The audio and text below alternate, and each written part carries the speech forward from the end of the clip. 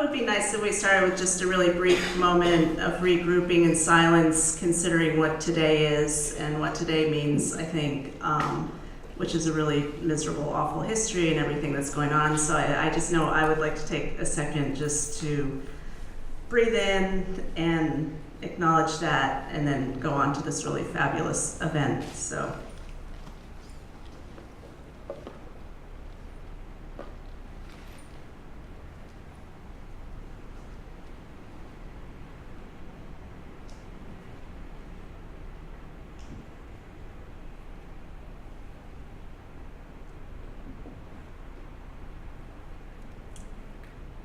Thank you.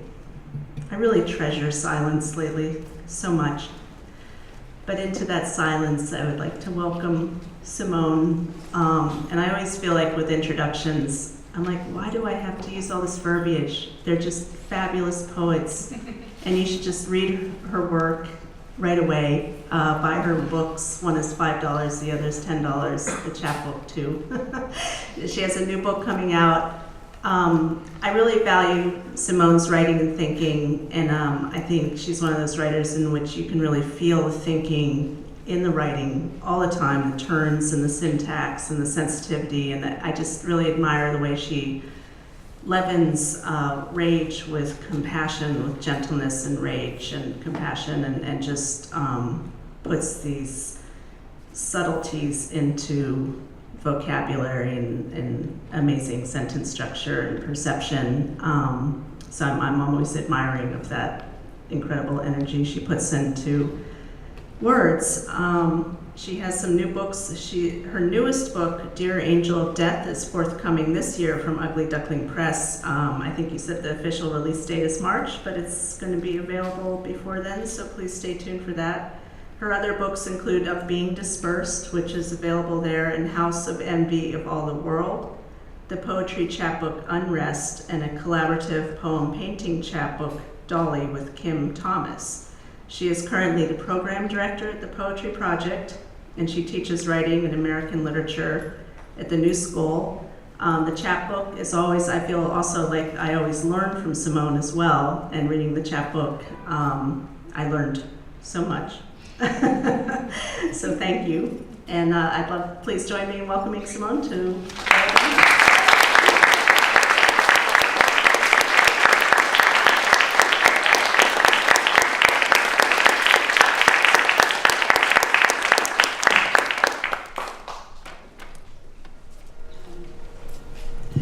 So I'm not usually nervous at readings, but I'm really nervous.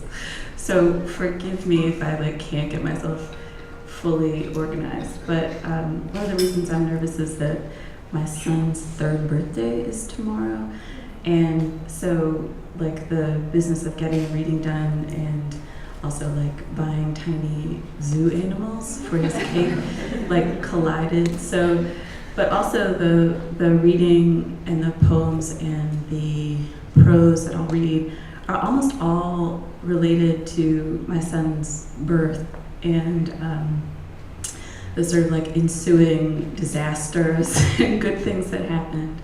And so the trajectory of the poems really does sort of begin with this pregnancy, which is now more than 3 years ago.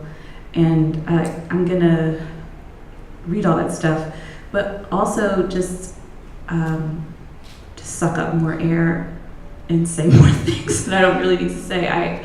Being here with Fred is a really special treat, and in some ways you can't really imagine that you get to be in conversation with the people who you most admire and who have made it possible to challenge yourself in all kinds of ways. But I don't have to explain it. It's all in the books. It's all in the work. And so thanks, Fred, and thanks, Belladonna, for making that possible. Okay, so let's see. I guess I'm just going to start with stuff from this chapbook. So this is a section of the new book, which is part poems and part of a long essay. And the essay itself is called Dear Angel of Death, which is the title of the book. But it has many sections, and the sort of culminating section of the book is this section called Metro Boomin' Want Some More Nigger, which is like, if look at Laura. This is the producer tag of Metro Boomin, and I'll explain that in a second. But the essay is long, and it grapples almost entirely with stuff that's sort of laid out by Fred and other people. So let's give this a shot.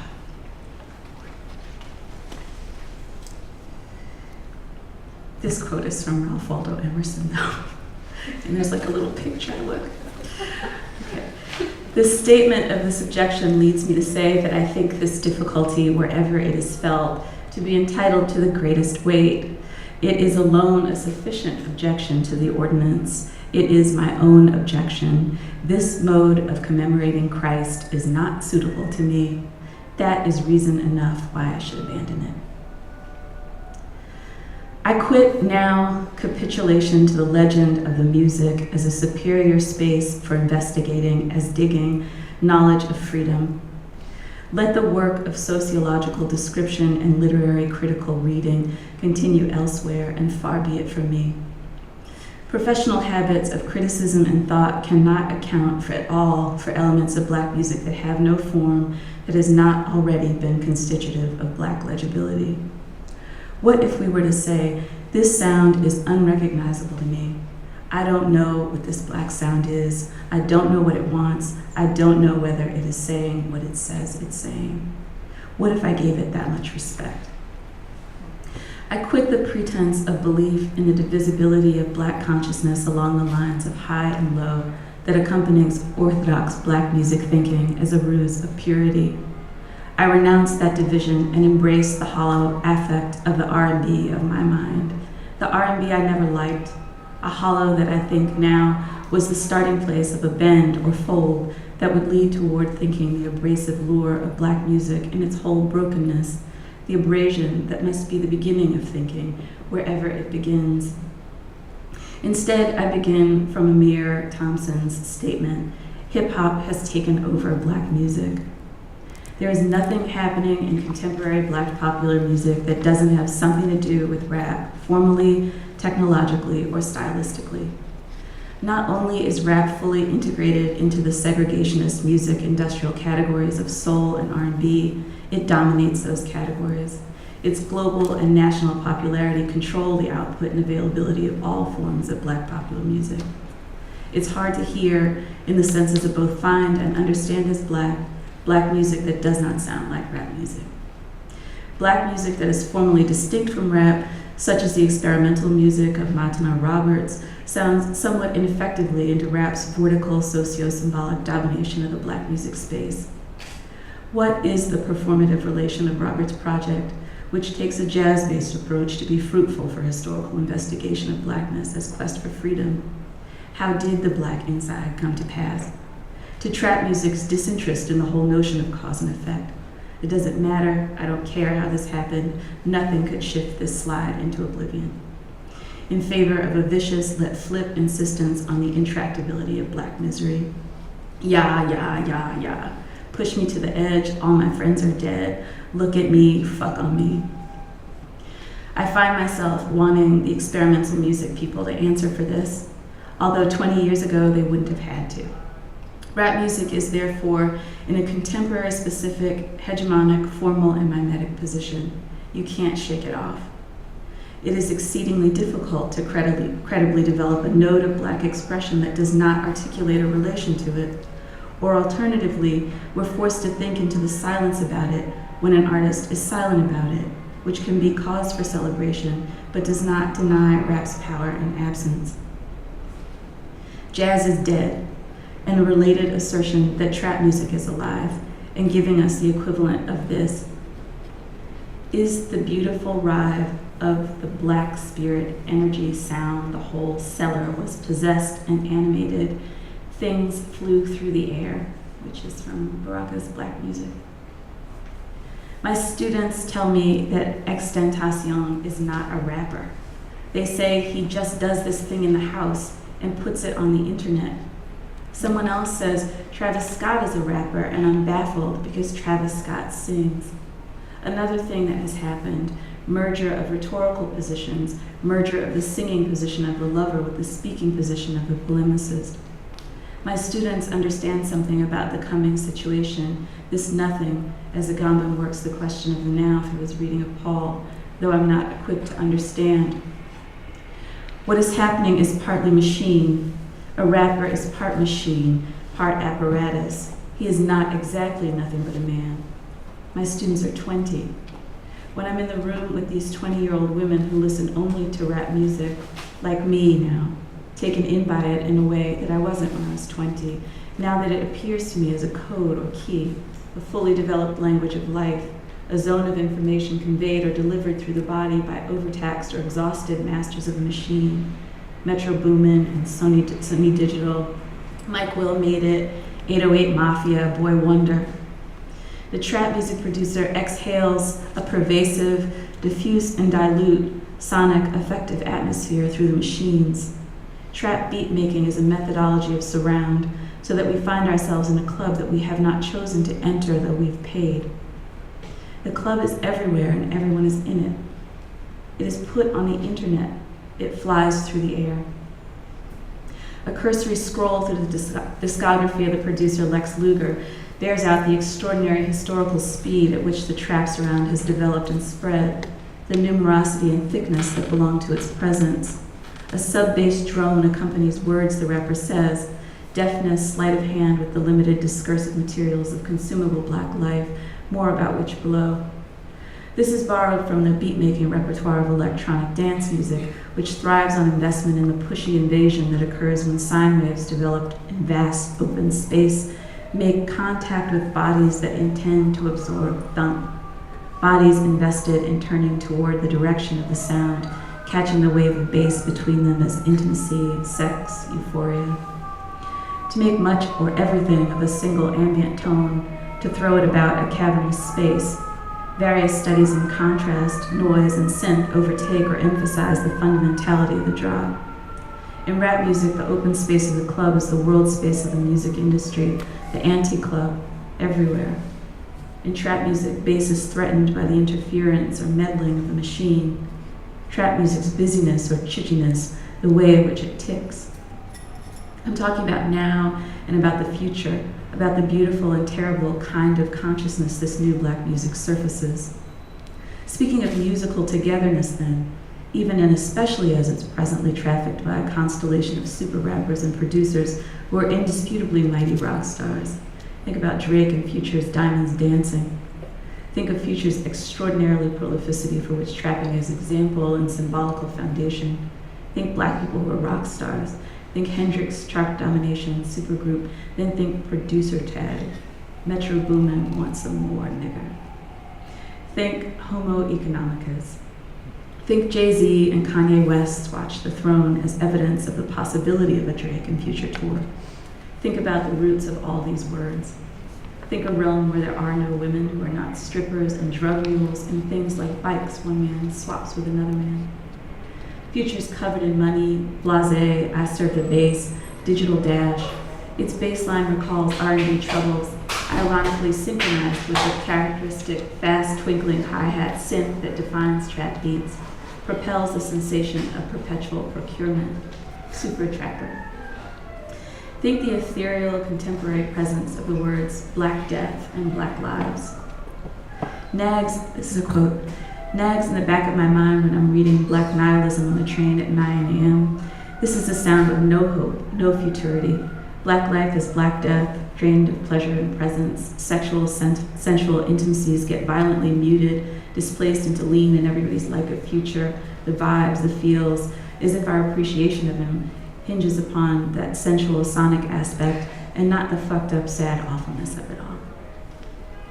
That's Jace Clayton. What if this music, Future's DS2, the Drake Future What a Time to Be Alive, Vince Staples' Summertime '06, Kanye West's Life of Pablo, the numerous individual points that are sounds and words that emerge from laptops, artists who live within this surround, the formation that is trap music. More, there are more coming. Speak the dimension. Let us displace Heidegger and call it a metaphysical zone of intent. Let's call it possibility.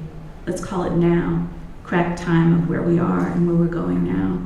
We don't have the words for how broken, and yet we are warned. In Diamond's dancing, the main action takes place in the spine, a study of the male torso draped in rocks. Think what weight sounds like.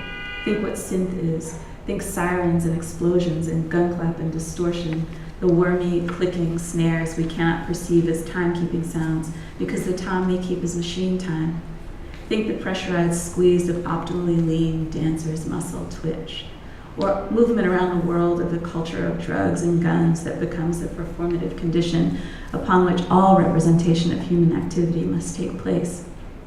Think, what would it mean to allow this formation to contour my understanding of what freedom is, and thus what thinking is? Allowing that, not if that constitutes thinking, gesture, act, and art. Think, this is the formation that is the air of now feeling, which we have no choice but to breathe as life and thus to celebrate. But what does it mean to be in and not of it, to love and refuse it, to be in and out at the same time?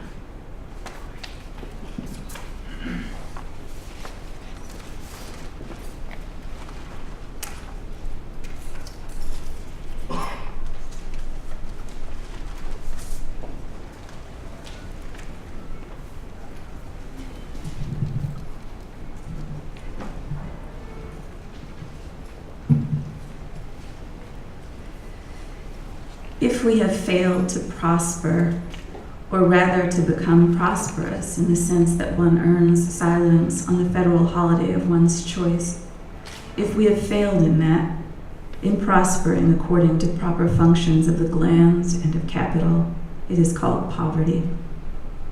In the above example of hypotaxis, weren't you her man of opportunity, so-called prospering?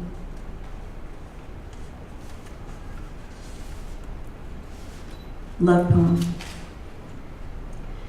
You tell me how fucked up you are, as if my secret were not general drift in partial or limited attention on the spectrum of whole attention or love in the way I had hoped.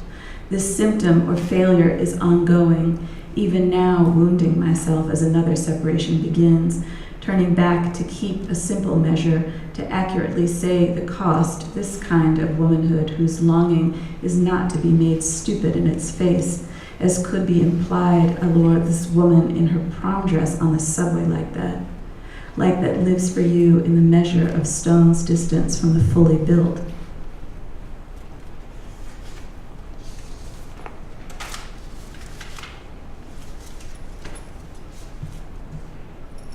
I write in secret to extend the attention for channeling, go on without recourse to interpretable phrases.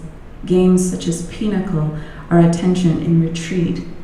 Secrecy shreds attention, makes for it unlikely perforations, so little gasps illustrate folding as one word over another. One is inside the other's attention or conceptual field. You bring attention inside in the way of, by way of secreting in a dump motel where everyone would be looking but for the proliferation of dumps. Your key witness.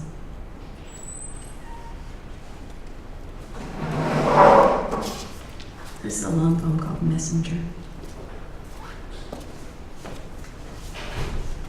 I should probably say that these Messenger is actually part of a longer series of poems that is called Motherhood is a State of Hypervigilance, which are all kind of like derived from a year-long reading of Agamben's book on St. Paul's letters to the Romans. And so they're all sort of concerned with the end of time or the end times and the question of like messianic time and the now. So even the trap music essay as always is related. This is from Ephesians. All things are recapitulated in him, things in heaven and things on earth. Messenger. Prepare, no night creature, accidental enemy. Encounters return to us in witch cradles. Monsters by a hair's breadth. These are works melted, no accident, these fires, these crashes. Capitulate what is meant by the past as a whole. Melt, fall back into accomplishment of the grasp of who prepares to give the message. The side is excruciating. We find him there, pained, not knowing, and the curt blast come to him as a side, as from the original side, ripped from the first man, eaten by the merciless blank. I find your cries ridiculous. The side is all magma. It is where we are taken to get what is coming. In the middle of our conversation, the phone rang. It was you from the other side. I rang through. It was you calling from the other side. I staggered. It was you laughing. You were interrupting the progress of our conversation. You were laughing. Thus there was no middle. There was the connection which loomed in its oddness, being duplicated in all the realities where it was taking place. The laughter was warm. It reminded me of body heat. It was pure energy. It was you from the other side ringing through. It was you pressing your finger to the hollow of my throat. Processing the summation of all things that transpire, all dust not equally black, black rocks, diamonds whirling afloat synthy lag, not the organic wave. That is a thing to resemble absurdly taking the form of what it is not, for it is never the water, it is never the sound, it is never the light. Gruesome Nosferatu spreads its claw over the light, its spine curves. That wave, misshapen, jealous, curled Saturday, my synths, piteously, not yet messenger. These are works, now being merciless, being crushed as a matter of criticism into non-specific talk of waves, the little irresponsible petals. Those snares when trap music got hot, the illusion of bending the strings or processing. At the sight of the miraculous, the idea was to rebuild that sound on the synths, to recapitulate the past happening inside the body of deliverance, pull the field into what's still, what suffers future arrivals. This nowness I inhabit is a gift. I am the woman of your first maturity. It was a woman. It was a child with the sex of a man.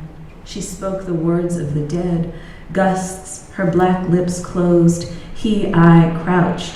We cannot write. Your night messages fucked me up. You arrested discovery of any kind. Your body's nearness interrupts all dreaming. The woman was loud.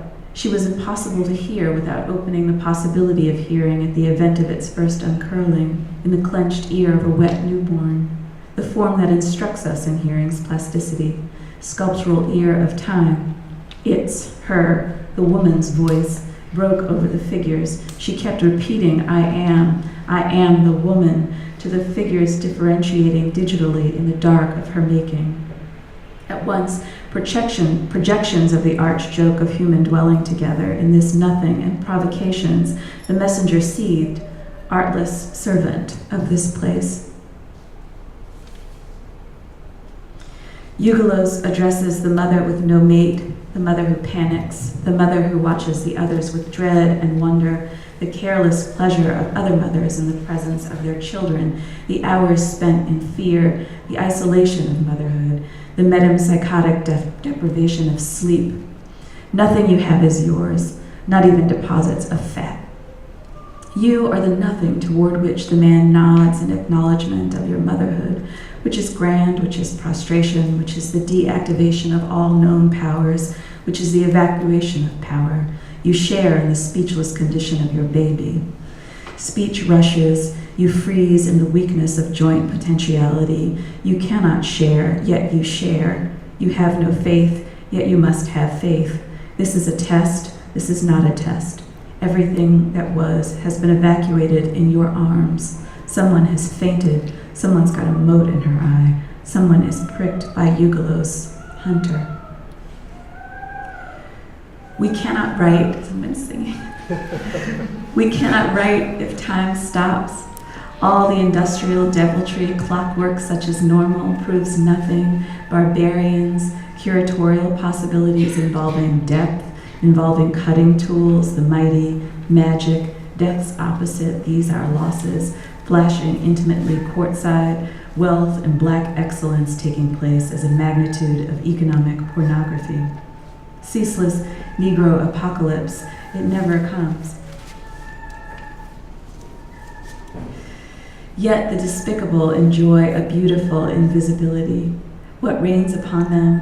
Dollar bills, shit on tiny wings, her calipigeon behind a new economic edifice, secure in its statement of miniaturized state logics. Open your mouth. Whose mother are you? Get out of here. The men cannot write. You are not a man. You have never been anything but this image of the end, not the end. There are no saints. There is between us whisper, night, hunger, indeterminacy, monies. Scratch it down. I command you. Be or come or don't. Resist if you want. The absolute indeterminacy between inside and outside, loathing both earth and sky and everybody else getting in on it. This is not your first time, said the woman. The light tread of masculine youth glide upon his skateboard, a complex organization threatening to lift itself so outside physics. Dismount the thing, wielding it in one hand like a weapon. Everybody get in on it. No, just me. It's me who wants in on it. Not the first time between yourselves, down there. Imagine next, alongside his joy, how to listen to the body of a black man in flight. He is always about to knock somebody out. The joy between yourselves, flight, Michael, several decades, converge with the value of having no body fat. I too have wanted this power, said the woman. I too invent the mercies of being within and without the Maghreb, the Carolinas, and the West Coast. Processing, our works being births, inseparable from desire for him. Love has no reason. She, I, now, was on her back. She was counting, a penetrating numerical hum through her. All these churches, sacred music was the condition of possibility for sacred music. Imagine what was possible now. This was a half smile, the half smile of a woman who commands the silent rock.